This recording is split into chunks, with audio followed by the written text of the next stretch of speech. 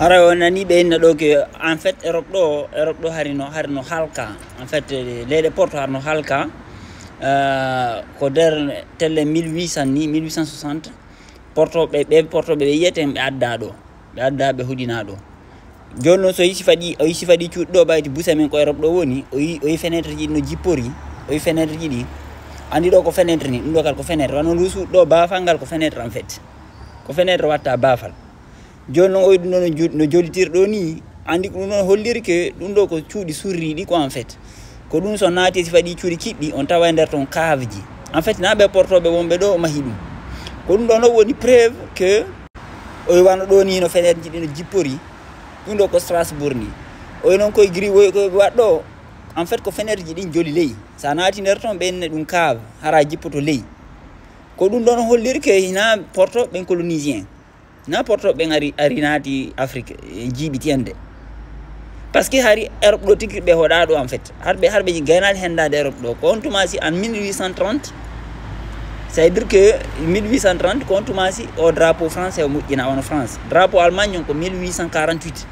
drapeau Espagne quelque part vers là-bas et drapeau Angleterre on kadi ko dans les mêmes zones haysi be marno drapeau kiddo on tawe drapeau on sanzi on période don donc de yimbe ben expliquandi ben tartari ko inde tartari no mara preuve en fait den inde don ko inde fefinade ni tun kono bayti fop yi gotun c'est à dire que porto ben wombe États-Unis wombe Chine chinois fop annan fop hande yi gotun taw ke histoire annan ko fenande en fait e wan dum do kadi o fenade no jippori en fait ko Europe do harno surra ko dum si tay be mardi tinelji dududi wanno mayno be dum men fureji mudni be jetti yeden be mujjiniri wanu di église do dum do ko Portugal ko église intedo chapelle des eaux église on fop ko jiye yimbe mujjinira odo église tan kadi ko Pologne woni be namo school chapelle ko Pologne église on fop ko jiye yimbe mujjinira der ton église on fop ko jiye yimbe mujjinira église mo Portugal on hino mo kanko ni der ton fop ko jiye yimbe oyi wano France kanyum les Paris ko ben takata comme de Paris ko wayte visiter de go mo fala ya visiter kono wodi tinel je les Paris sinam fay ko environ 2 millions yiye yimbe fureji yiye yimbe paakindira ndar 2 millions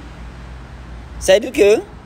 ko dum kadi si tawi mahedeji kiddi din fop anna ino surri ko dum si beyna toujours men jasi men yiti parce que fop no surri e wano église on fop har no surri dum dole ko Éthiopie ko Érythrée manda Éthiopie Érythrée woni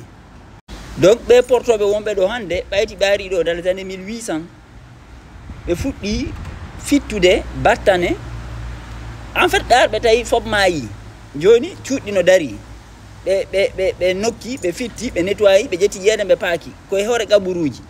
hoda Europe do grand ville din fop hore gaburuji hare gaburuji no ley surtout grand place din nanto les grand place andi kayaw no grand ville wona nay place centrale kay be mbo dirta wano tawi wi fête nationale no wodi et tout ça dum non fop en général on taway ley ton ko yiye jon non ko hore berde be hodni dum kadi ko hore bilew ko mazi noir fi joga gol hakkile yimbe ben do woni fittugol non battane on jon non fi porto be no adira dum non ko documenté dans les années entre 1800 et 1930 ko bobo be mujjineno bobo be en accéléré be yeeyita be nabi États-Unis be addi France be addi Allemagne Angleterre problème ko woni andaka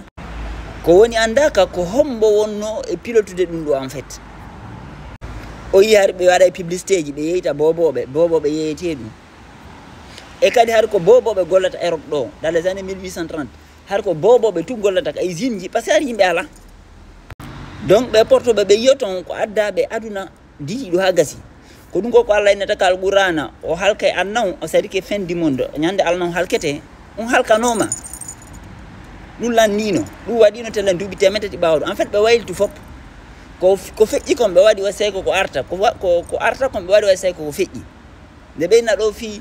annabi Musa e Firawna honno hoytinirta bani Israila dum ko arata dum koy dum wonne wuurde ni fando en réalité oyi be wadni wasi dum do woni dubi guluji ba feji ko tawata feji kon be wadi wasay ko arta ko tata ko arta kon be wadi wasay ko feji annaw lannino en fait ko dum alqur'ana ko deftere fi nyalande immital innade nyalande darngal portobe o be jodani o wan do 1893 no wawno har fop no ma ha gasi e hande be fitti fop o hino wan iccuɗɗo si jasama tawete hino no wodi niveau ley ɗum ɗo ko Arabie Saoudite ni ndaare tum hay fello ngol lanca c'est à dire que guere yuwanno ngi tellen duuɓi temetati ɓaawa ɗo ni lancu ngi c'est à dire que anna no wawno noon tawi no waywa aljanna en fait har civilisation hakke man ko tiiɗi kono yi hay fello ngon ɓe wopaali c'est à dire que lanca fof ko joni ko baafo ngon tulluti hoore fetere andi fello wingi fof fittama o yahi o paale ɗo Washington nana ko le Capitole siko Maison Blanche siko Capitole kono fof koko surrino en fait joni no leƴƴi laaminoɗi anna kiɗɗon koko ente Égypte antique ko wano ɓe tutsiɓe wano enen fulɓe ɓen kadi ka dina men kay yoton ko ka wonno Égypte antique ɓe wonnoɓe Égypte antique ko ɓen inneteno bani Israila c'est à dire que pharaon ɓe ɓen tigiri ko ɓen tigi wonno bani Israila eɓe faami kinnani en ɗum koko waɗi duuɓi guluji ɓaawo ɗo en fait non ɗum ko tellen duuɓi temetati ɓaawo ɗo waɗi oyno ɓe ɓe inte Égypte antique hino no ɓe wurirno ko exactement ni ha wurirɗen ha tele les années 80 ɗo te ɓen hari ɓe juulay sifa men net ile ɗiɗo noon ɓeɗo hari ko inte Grèce antique ɗon ɓe woni ɗo ɓen kañum kadi portoɓen faami kinno ɓe en fait ɓe janni fenade ɓen ɓen gan ko duuɓi ɗi nanda ko telle en duuɓi temedere ɓaawo annabi Isa ɓe wooduno ko fenade ɗum fof ko période wi gooti ko anna ɗon noon hina hari Égypte tumma ɗum Grèce tum ko anna international c'est à dire que giba Japon rewri Europe rewri Moyen-Orient rewri Afrique ha yottoyi Amérique hari an noon ko ni wayi ko aljanna mi ko ɗo innete aljanna mo ka moƴƴina ɗon inteɗo adama on joɗɗina ɗon ɗum noon ko ɓe portoɓe ɓe en fait ko lontiɓe anna on en fait ɓaawo ko halka tata ko moƴƴinaɓe fi yo laamo tant que ɓen jippinaɓe yoɓe immito par ce que ko enen jippina en fait o yiya he enen Fouta Diallo andi ɗum ɗo fof koko bombani koko lanca ɗum fof ko mahodeji ninu ko mahodeji ninu koko lanca so yahi tellen ton wano vidéo momi yi on o yiyay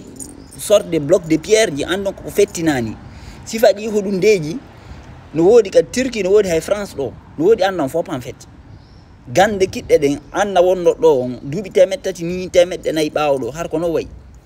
o wano ɗum ɗo ko États-Unis ɓe fitti fof hande hentike few joni noon ɓayde ɓe waawi en kono ɗum ɓe waɗi ɓay on ɗo ko tutsi ɓenni o yi kamɓe ɓe inteɓe Ramsès II ko gotum ɗum ɓayde ɓe waawi en ɓe fittu en mémoire on c'est à dire que hande hay son calculi moƴƴi son tas sey ko méditowo on anday ke no woodi comme programme ko hakkille neɗɗo ko bloqué en no woodi goɗɗum le fait que kadi andi ko magie noire ko gande ɓale c'est à dire que ya huuɗi goɗɗo e nder berɗe andi ɗum ko gollirte fi haɓɓugol goɗɗo ƴiye neɗɗo ko ɗum ɓe ɓaleɓe nde ɓe waɗa fi haɓɓugol goɗɗo ko ƴiye mayɗo ma ɗum fure ɓe gollitirta ma ɗum ka berɗe ɓe waɗoyta piiji maɓɓe ɗi par ce que ɗum ko haɓɓir ɗum neɗɗo en fait ɗe haɓɓu en e fen ɗo ni wano Europe ga wano leyɗe yinte grand pays ji ɗi ko hoore berɗe ɓe hoɗini jama on